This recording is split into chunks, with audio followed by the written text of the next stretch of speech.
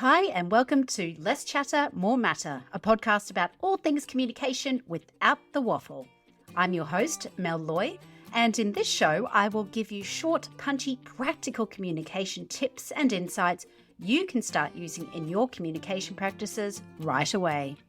I'm a former corporate communication executive who happily took a redundancy, started my own business, and never looked back. These days, I use my 20 plus years of experience to help guide organisations of all shapes and sizes in how to communicate more effectively. I'm wife to Michael, cat mum to Cookie, auntie to 12 nieces and nephews, a yoga teacher and a group fitness fanatic. I promise these episodes will always be short, sharp and helpful, so let's get amongst it.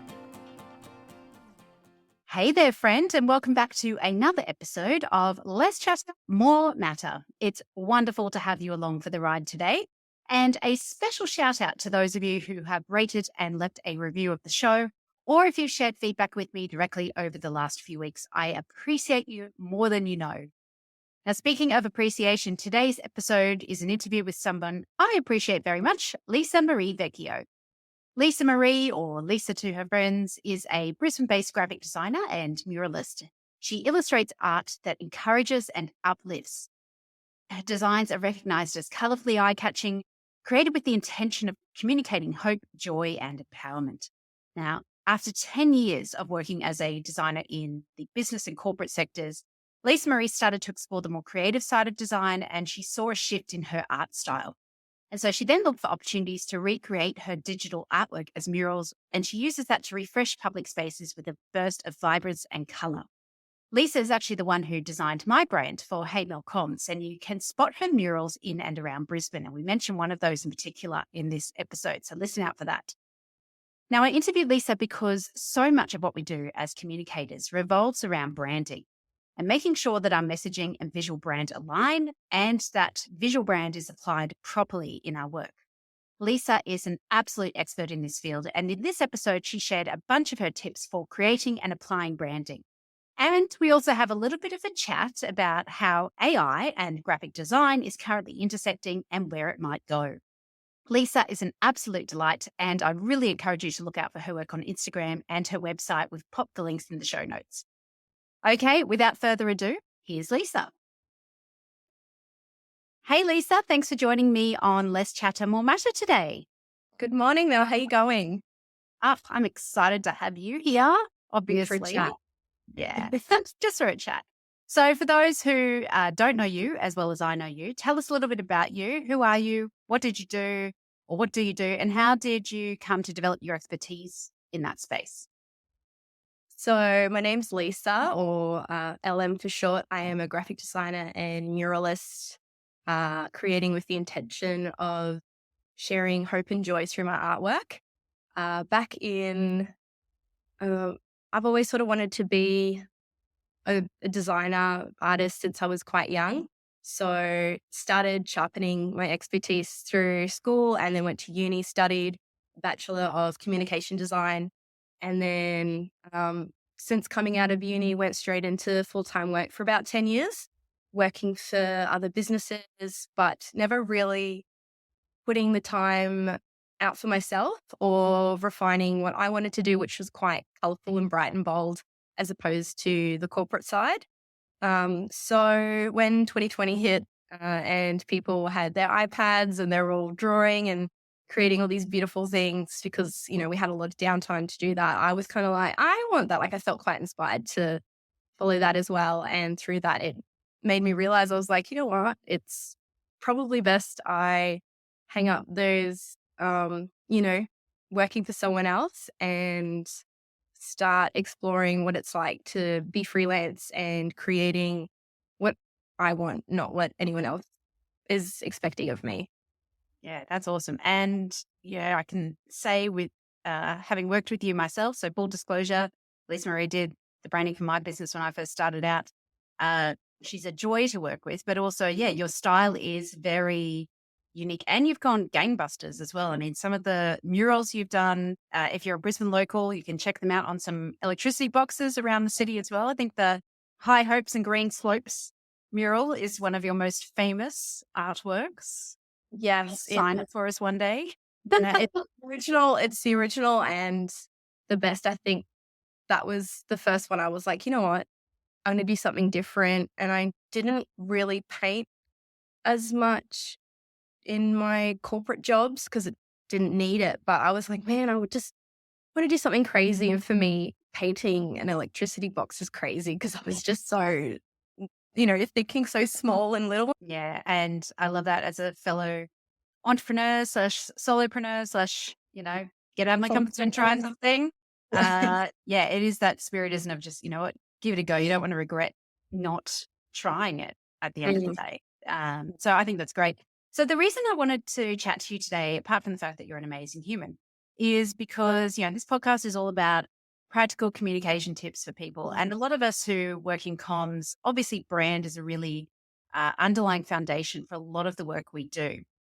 And so one of the questions I want to ask you is, if from your experience working as your capacity now as a freelancer, but also in your previous corporate roles and the clients that you work with, why is visual branding so important to a business? It's important because it is the face of your brand. And I know a lot of people do come to me and they've got everything else set up in their business, a lot of small businesses. And it's like people kind of see branding as a fluffy cherry on top, but I see it as like you need to have that sorted because it's the first thing that people see when they come to deal with your business. And a lot of people come to me and they're like, why should I give a rip about branding? It's not important, but it's important because if people don't know what you're putting out there, how can they trust you? How can they, how can you build relationship with them if they don't know what they're getting into when they come into business with you?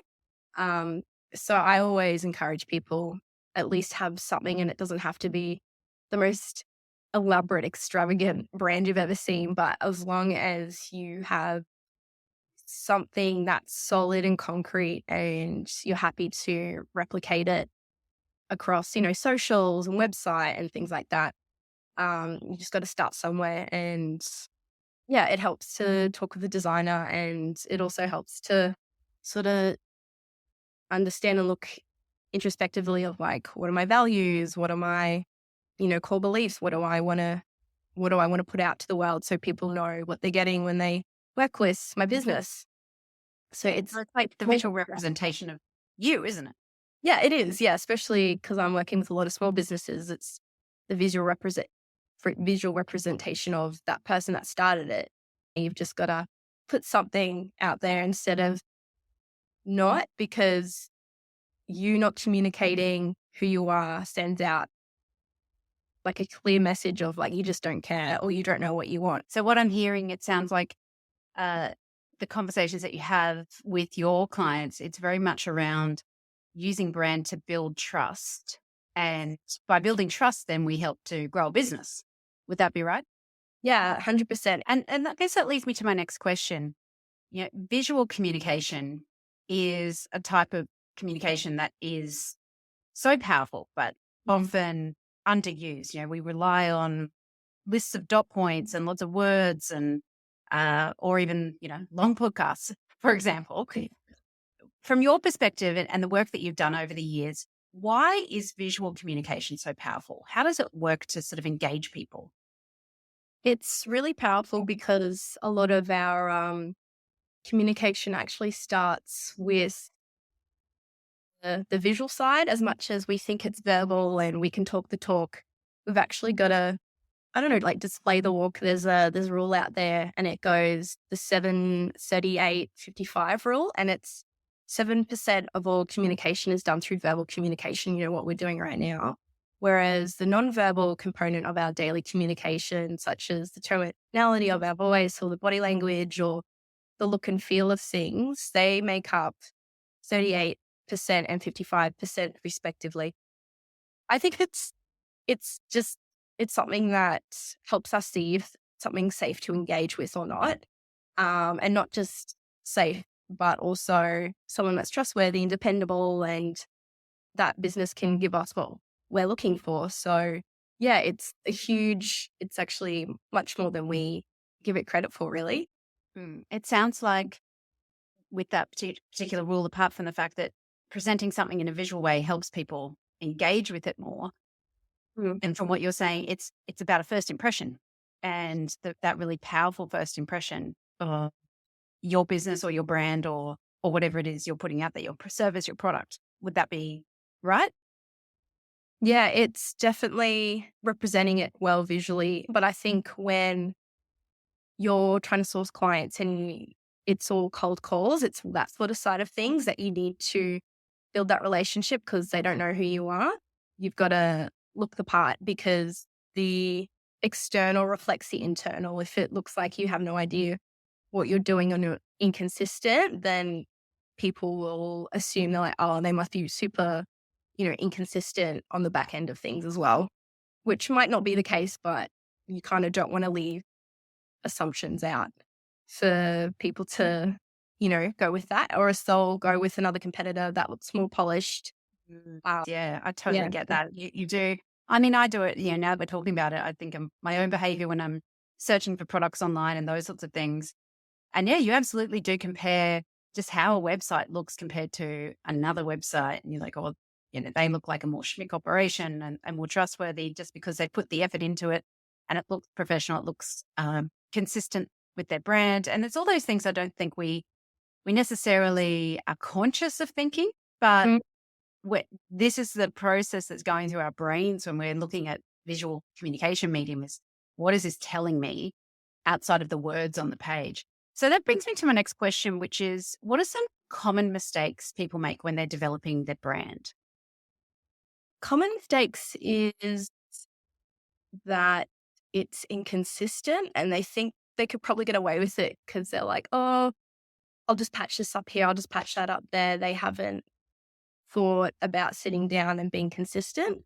And it's definitely worth sitting down and investing in that time because even little things like that kind of set off, potential customers to be like, can I trust them? When you're in the market looking for clients, you've got to put your best foot forward. And that comes down to being, well researched and confident in what you offer and your visual brand. Yeah. When you're talking with potential clients around their brand, what are some of the things that you're asking? What are some of the questions that would help you to create a brand that really truly represents them? I love getting to know my clients for who they are and what they offer in their business, but also who they are as people. I think that goes to show a lot of who they are on the outside and what they bring into business. Even things like, what's your favorite coffee? What's your dog's name? What do you like to do on the weekends? I like finding that out about my clients because it reflects through and it gives their business personality and a heart and a soul. And often with small businesses, that is, the person that they're working with. So I want to reflect that. But also, I think there goes, there's a lot to say about small businesses and people are looking for great customer service. They're looking for that relationship where they can trust their client. And I love getting to know someone and bringing that out. And then it builds trust with their future client and gives it personality. And I meet a lot of beautiful people. I'm like, I would just really love to capture that and bring it out in the brand. Yeah, I love Yeah, that. yeah, That great. personality in the brand. And if I'm coming to you and saying, Lisa, I'm starting a business or I'm Mm. thinking about starting a business and I obviously need a visual brand, what could I give you to help you start? What's some of the process that you go through there? I usually go to them, have a really good sit down and brainstorm and think about what colors and what fonts. And, I say, have you got Pinterest? And they'll say yes or no. I'll be like, download Pinterest. I know it's like the easiest thing, but it's really easy for me to understand what's going on in someone's, you know, business brain when they then give me the visuals of where they want to go because it helps me get on board and go, yeah, absolutely. I can definitely help you there. So Pinterest is great. I just go, just fill up a pin board of anything and everything that you've got hopes and dreams for the business. And then we go from there and we cull out, okay, if the Pinterest board has like a million ideas, it's like, okay, let's hierarchy what your absolute negotiable messaging is, or color palette or vibe. And, we go from there. So once you've gotten to that point, you've created the logo, the colors, that whole sense of what this business is about in a visual way. What is some of your top tips for then applying and using that brand? Top tips is definitely, and I know this is probably a lot of other designers will agree with me, keep to the branding guidelines. Please. Because I can totally understand once you get a brand done, you're like, I love it. But then down the track, you're like, oh, actually, our business is evolving into offering this or that, and you're tempted to tweak it. That's fine. But I think for the initial part, for you to like get your messaging out there that's consistent and builds trust, stick with it, because you've spent a lot of time and energy and money to pour into it. I think,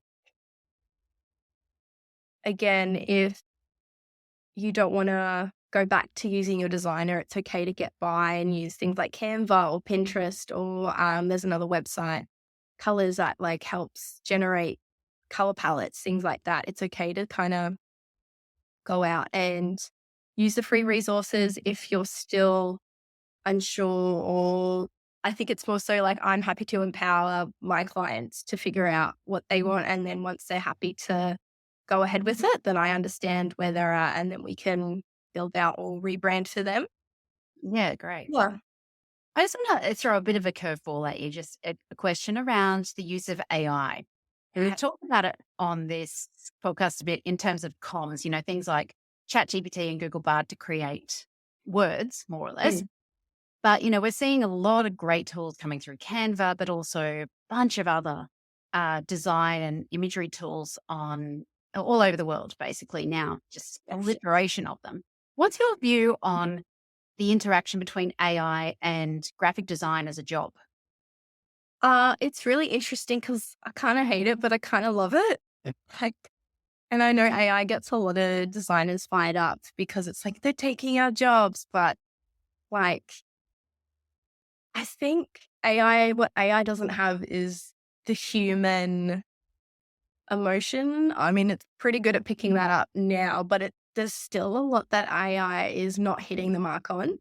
And I feel that's where a designer can still fill in the gaps with that, or someone that's trying to build their brand can fill in the gaps. I'm not against it, because I think AI does bring like so many benefits. It cuts like so much time and brain power when you just don't have the energy to like think or generate ideas. I think it's good to the basics, just to get by and just to really streamline our lives. But I think for the big things that graphic designers are awesome at, like sitting down and creating, like a big artwork or something with heart and soul and energy and something, all the things that AI doesn't give. I think that's where we're strongest as designers. It's exciting. I think we definitely have place for AI in our world. I just don't like it when people use it for bad things, or Yeah, for sure. Huge ethical challenge with it, massive. Yeah. And yeah. plagiarism as well is a massive issue with artists and their work being used by these other tools and recreated elsewhere. I know there's that issue. And I think I'm in a similar boat to you in terms of, I think you cannot replace strategy. That is where we're, as communicators or designers, in this field, where we go in, we do the strategic thinking, but you can use AI as a tool to make a lot of those repetitive tasks just so much quicker. I think about Canva, for example. You give me my branding guidelines and my logos and my colors and that sort of thing.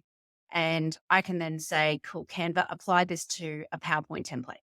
And it will do that. Like that simple stuff that would have taken me ages to try and figure out myself. Or just do that. But it doesn't replace the original guts of it, really, the heart and soul, let's say, of my brand. Just can't do that. It doesn't. Yeah. And would like to see it. Like, I'd like to see how it does it. But when you do see AI try and do things like that, it just misses the mark because I don't think it's there yet. I know it's kind of like an infant that's like saying things or doing things. You're like, oh, that's cute. But you're like, you're missing, like, you don't truly understand the words that are coming out of your mouth. Yeah. Yeah. I'm just repeating what other people are saying. That's exactly what it does. Yeah. Yeah, it's really, yeah, it's great. Yeah. It's like it's a time saver, but yeah, AI can't. I think right now AI is just not replacing, strategy and the brains and stuff. It just outworks and tells us.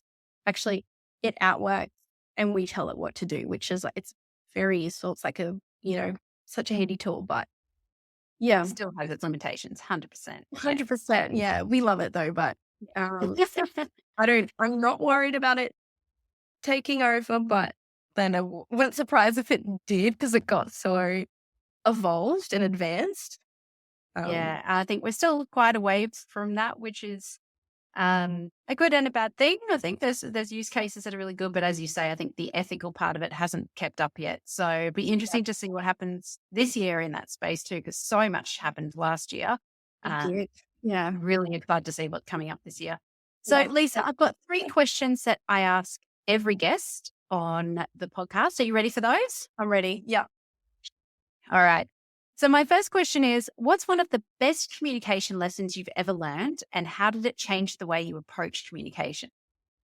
I think one of the best ones I've learned is just to be really clear and direct with your answers. People don't like waiting for a straight answer. I know as an Italian, I tend to ramble a lot where they just want to know the facts because they don't have the time to like read through the blog, or we get really impatient, especially in this day and age. And so I always say just give people the facts up front. I love that. And also as Italian, you cannot talk without your hands. Oh, my hands, what it. Okay, second question. What's one thing you wish people would do more of or less of when communicating?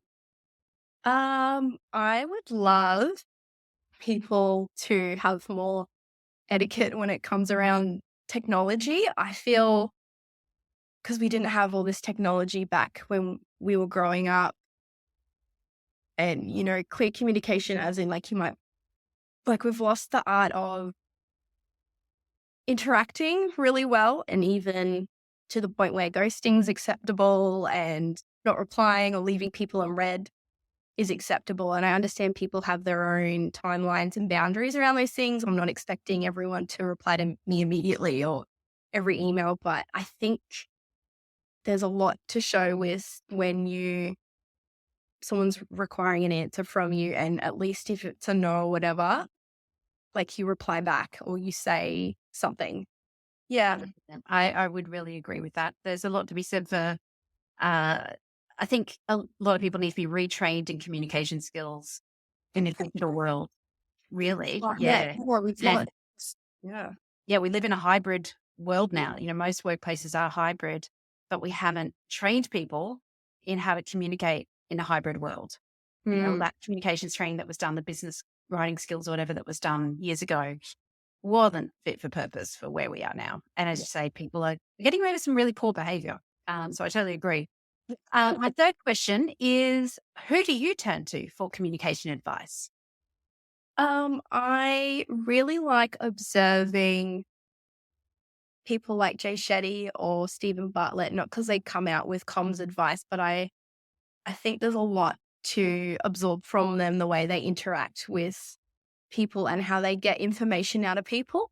The way that they, have that countenance and that calmness, and they're intrigued, and people just open up because they're so like charismatic and lovely and quite deep thinkers. And I think, how can I apply that in the way I approach my clients, and for them to open up to me so I can, extract like really great principles and values for their business that we can reflect out.